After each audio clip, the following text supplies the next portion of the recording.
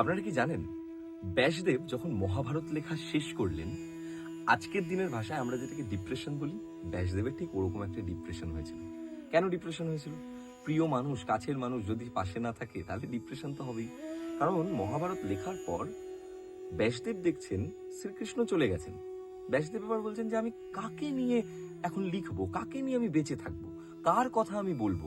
সেই সময় নারদ মুনি এলেন এবং এসে বললেন যে তুমি কৃষ্ণের জন্ম বৃত্তান্ত থেকে শুরু করে ভক্তির কথা লেখ। এবং সেই সময় ব্যাসদেব লিখলেন শ্রীমদ্ ভাগবত পুরাণ।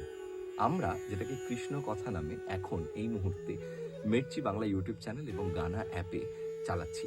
আপনারা অবশ্যই যান, শুনুন। সেখানে আমি কৃষ্ণের ভূমিকায় অভিনয় করেছি এবং আরো অনেকে এখানে কাজ করেছে। আপনারা শুনুন, প্রচুর ছোট ছোট ছোট ছোট গল্প শুনতে পাবেন ভগবান শ্রীকৃষ্ণকে নিয়ে। আমার মনে হয় আপনাদের খুব ভালো লাগবে এবং এই পুরো প্রজেক্টের যে আর্কাইভাল ভ্যালু সেটাও আপনারা কিন্তু বুঝতে পারবেন। যান, শুনুন কৃষ্ণ কথা।